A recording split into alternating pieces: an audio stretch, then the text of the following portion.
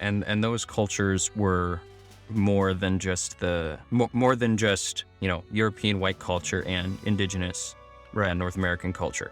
It wasn't a clash so much as it's described, at least in Minnesota. And that is what makes Minnesota history unique. The starting point was collaborative. The starting point was diplomatic because it was based around these kinship relationships. And the first people to make contact that we know of are the coureurs de bois, those illegal traders that Logan was talking about. And they came in not because they were trying to colonize, not because they were trying to exploit the land or kick out indigenous people that'll come. But for now, the coureurs de bois are there to build a life and to trade.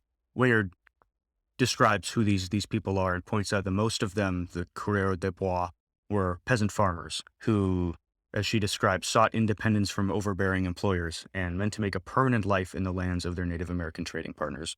So like we said, the goal was survival, the goal was permanent movement, and like Sam said, collaboration. Most entered the kinship networks by marrying Indian wives, living, she says, at least part of the year in the villages of their adopted native kin. So really important to emphasize that this is the starting point. It's not where it's going to stay, and it's going to change by the end of this by the end of this chapter, but it is the starting point for these. Little sizzle there. Yeah. Yeah. Some attempted to trade without these kinship relationships, without, generosity, trying to make it more of a transaction. But gifts and trade were not transactional to the indigenous people of Minnesota. Gifts and trade were part of kinship relationships. They were part of interdependence.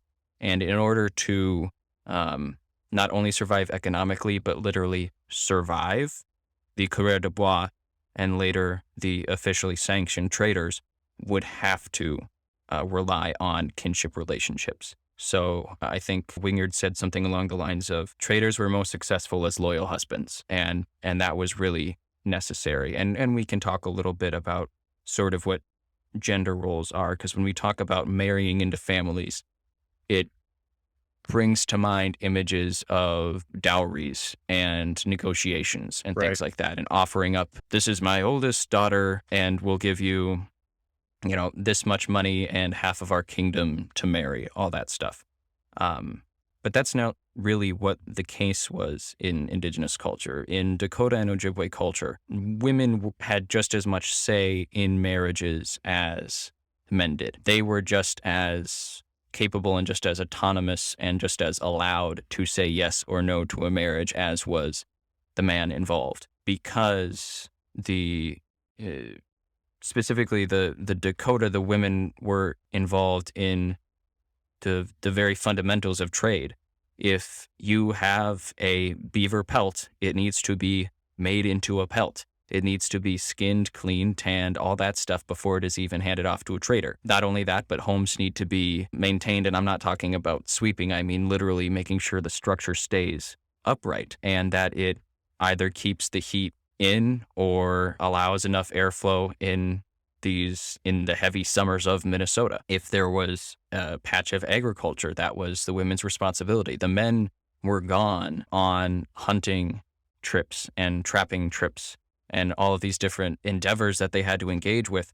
Very often women were the diplomats. They were the ones who would greet and take care of traders from different tribes, different families, or from different countries. And that role led to the women. Women grew in prominence as diplomats and as spiritual leaders in indigenous culture in Minnesota. Yeah, that's one thing that I think really underscores for me whenever I read about it, the stark difference in gender relations in the period is divorce.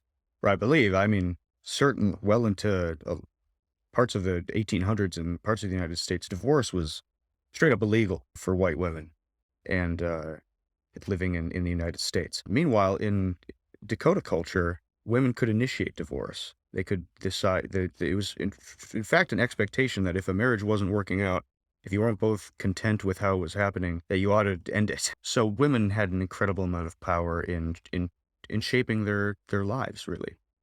Very important to recognize about the shape of the world that these French traders are entering, because plenty of them see that and figure something really horrific is happening here. They show up and see women doing diplomatic work, doing political work, sometimes really having central roles in the community. And their interpretation is that they're being like barbarically forced to do all the work while the men just like hang around because they just can't conceive of a situation in which the work is divided in a different way than they're used to. The difference in gender relations is, and the need of traders to adapt to those relations are absolutely a hugely interesting part of this period.